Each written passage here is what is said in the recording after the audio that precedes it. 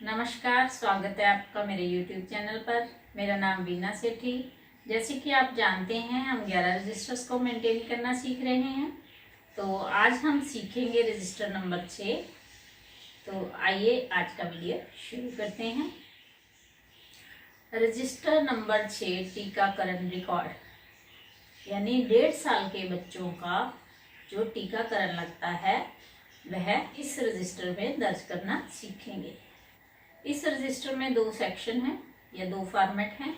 Section number 1 में बच्चों का टीकाकरण है और सेक्शन नंबर 2 में VHND यानी विलेज हेल्थ न्यूट्रिशन डे जो मनाते हैं आंगनवाड़ी सेंटर में, उसके लिए है। पहले हम सेक्शन A की तरफ चलते हैं। सेक्शन A में पहले 3 कॉलम वैसे ही जैसे हमने पिछले रजिस्टरों में मेंटेन किए। संख्या नंबर, कॉलम नंबर 1 में संख्या नंबर यानी बच्चे को जैसे जैसे हम दर्ज करते जाएंगे 1 से लगातार उसको लड़ी नंबर या संख्या नंबर देते जाएंगे। कॉलम नंबर 2 में परिवार का संख्या नंबर यानी रजिस्टर नंबर 1 पारिवारिक वेरवे में से जिस परिवार में वो बच्चा आता है उस परिवार का नंबर देना है, उस परिवार का संख्या नंबर देना है। कॉलम नंबर 3 में परिवार के अंदर का लड़ी नंबर यानी परिवार के अंदर वह बच्चा कौन से संख्या नंबर में आ रहा है वह वाला संख्या नंबर यहाँ लिखेंगे। कॉलम नंबर 4 में बच्चे का नाम, बच्चे के माता पिता का नाम तथा फोन नंबर लिखेंगे। कॉलम नंबर 5 में बच्चे का जेंडर लिखेंगे, वह मेल है या फीमेल है वह लिखेंगे। कॉलम नंबर 6 में बच्चे की जन्म तिथि यानी डेट ऑफ बर्थ लिखेंगे। कॉलम नंबर 7 में इस रजिस्टर में बच्चे का नाम चढ़ाए जाने की तिथि, यानी जब भी हमने इस रजिस्टर में बच्चे का नाम चढ़ाया वह वाली तिथि लिखनी है। हो सकता है बच्चा जन्म से आपके पास ना हो, थोड़ा बड़ा हो और तब ये फैमिली यहाँ हमारे एरिया में आकर बसी हो, या बच्चा बाहर लंबे समय के लिए बाहर से आया हो, तो वह वाली तिथि हम इस रजिस्टर में चढ़ाएंगे। कॉलम नंबर 8 से कॉलम नंबर 23 तक बच्चों के टीकाकरण के नाम हैं। जैसे कि हमने टीकाकरण रजिस्टर में देखे थे, तो इन टीकाकरण के नीचे एक बच्चे के लिए 2 लाइन्स हैं। जब टीकाकरण होना चाहिए था वह वाली तिथि ऊपर वाली लाइन में, और जब टीकाकरण हुआ वह नीचे वाली तिथि में लिखेंगे। कॉलम नंबर 8, 9 और 10, इसमें जन्म समय जो बच्चे को टीके लगते हैं वह है, पहला है BCG, दूसरा हेपेटाइटिस B 0 और तीसरा OPV 0। यह जन्म समय लगते हैं। जब लगना था ऊपर वाली लाइन में और जब लगा वो नीचे वाली लाइन में लिखेंगे। अब कॉलम नंबर 11, 12, 13 में बच्चा जब 6 हफ्ते का हो जाता है उसको पेंटावेलेंट 1, हेपेटाइटिस B 1 और OPV 1 की खुराक दी जाती है। यह भी ऐसे ऊपर वाली लाइन में जब उसको 6 हफ्ते होने थे, लगना था वो वाला, और नीचे वाली लाइन में जिस दिन उसको लगा वह तिथि लिखेंगे। अब 14, 15 और 16 नंबर कॉलम में पेंटावेलेंट 2, हेपेटाइटिस B 2 और OPV 2 ये वाले टीके लगे। अब 17, 18 और 19 कॉलम में पेंटावेलेंट 3 और हेपेटाइटिस B 3 और OPV की तीसरी खुराक पिलाई जाएगी। और जब यह टीकाकरण होना था ऊपर वाली लाइन में और जब हुआ तो नीचे वाली लाइन में इनकी तिथियां लिखेंगे। अब कॉलम नंबर 20 में मीजल का टीका, मीजल यानी खसरे का टीका, जब लगना था ऊपर वाली लाइन में और जब लगा नीचे वाली लाइन में उसकी तिथि दर्ज करें। कॉलम नंबर 21 में विटामिन A की पहली खुराक, यह खुराक मीजल के साथ ही दी जाती है, इसकी भी वैसे ही वही तिथियां लिखें जो मीजल की लिखी हैं। अब कॉलम नंबर 22 में DPT बूस्टर, यह 16 हफ्तों पर जब बच्चा 1 साल 4 महीने का हो जाए तब लगता है। ऊपर वाली लाइन और नीचे वाली लाइन सेम वैसे ही भरें। अब कॉलम नंबर 23 में मीजल 2, यह DPT बूस्टर के साथ ही दिया जाता है। अब कॉलम नंबर 23 में मीजल 2, यह टीका भी डीपीटी बूस्टर के साथ ही 1 साल 4 महीने पर दिया जाता है। इनको भी वैसे ऊपर वाली और नीचे वाली लाइन में डीपीटी बूस्टर वाली सेम तिथि लिखेंगे।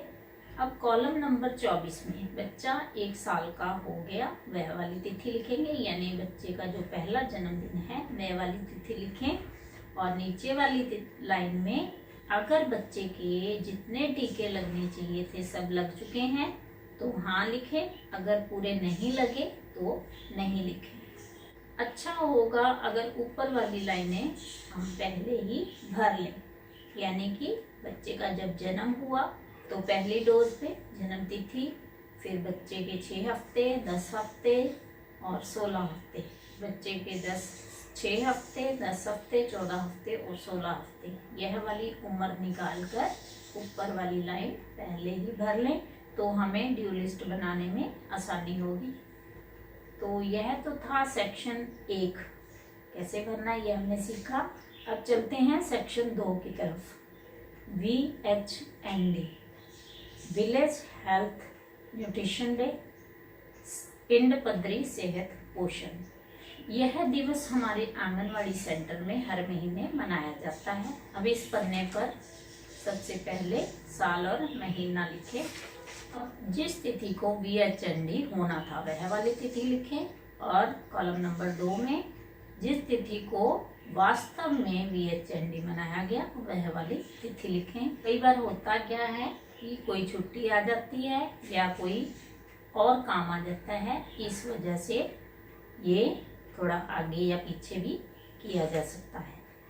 तो जब मनाना था वो वाली तिथि और जब मनाया गया वो वाली तिथि लिखें। तो कॉलम नंबर 3, 4, 5, 6 में अलग अलग कर्मचारियों और अधिकारियों के नाम दिए हैं। क्या वह वहाँ पे उस दिन हाजिर थी, मौजूद थी, तो उनको हाँ लिखना है, नहीं तो नहीं लिखना है।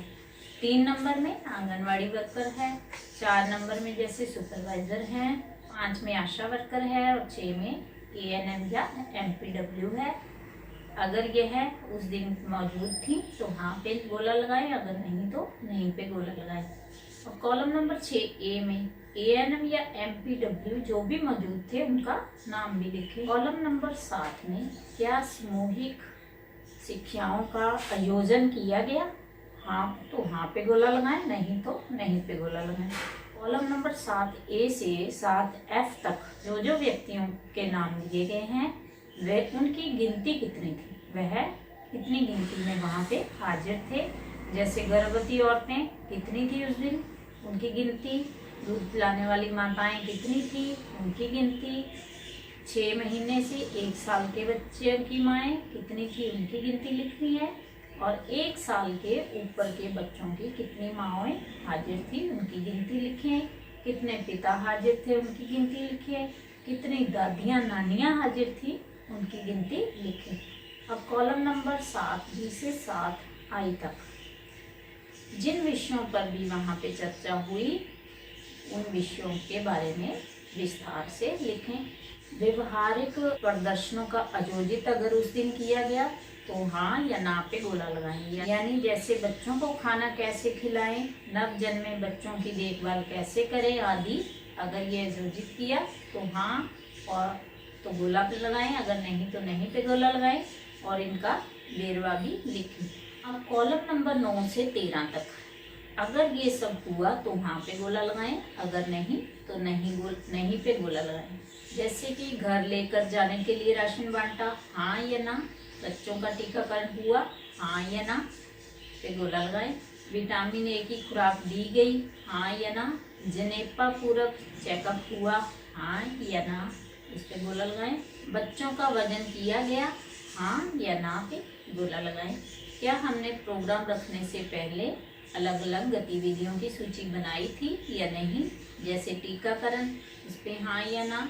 विटामिन A हाँ या ना। जनेपा पूर्व चेकअप वो हाँ या ना, यानी हमने सूची बनाई थी तो हाँ, नहीं बनाई थी तो नहीं। अब कितने बच्चों का टीकाकरण होना था वो ऊपर वाली लाइन में, यानी BCG के सामने कितने बच्चों को BCG लगना था, कितने बच्चों को पेंटा फर्स्ट लगना था, कितने बच्चों को पेंटा सेकंड, पेंटा थर्ड, मीजल, बूस्टर, ये सब कितने बच्चों को लगना था, यानी ड्यू कितने बच्चों का था वह बच्चों की गिनती ऊपर वाली लाइन में, और कितनों को आज लगा वह गिनती नीचे वाली लाइन में। यहाँ बच्चों की गिनती भरी जाएगी। कॉलम नंबर 15A से 15M तक सारी बच्चों की गिनती भरी जाएगी। कॉलम नंबर 17 में अगले महीने मनाए जाने वाली BHND की तिथि, यह हम ANM से पुष्टि करके भरेंगे। अब अगले महीने के लिए हमने ड्यू लिस्ट तैयार कर ली है। हाँ या ना पे गोला लगाएं। बच्चों का टीकाकरण विटामिन ए और पूरक चेकअप और जनेपा पूरक चेकअप, अगर इनकी ड्यू लिस्ट तैयार कर ली है तो हाँ पे गोला लगाएं, अगर अभी नहीं की तो नहीं पे गोला लगाएं। ये था सेक्शन नंबर 2। अब रजिस्टर के अंत में कैलेंडर दिया गया है, जिसकी मदद से हम गर्भवती महिलाओं की ड्यू लिस्ट, गर्भवती महिलाओं की डिलीवरी डेट, बच्चों के टीकाकरण की ड्यू लिस्ट, छुट्टियां आदि पे निशान लगा सकते हैं। ये हमारी सहूलियत के लिए पीछे कैलेंडर दिया गया है। तो ये था हमारा रजिस्टर नंबर 6। उम्मीद करती हूँ आपको मेरा वीडियो समझ में आया होगा। अगर समझ में आया तो ज़्यादा से ज़्यादा शेयर करें, मेरे चैनल को सब्सक्राइब करें ताकि मेरी आने वाली वीडियोस आप देख सकें। धन्यवाद।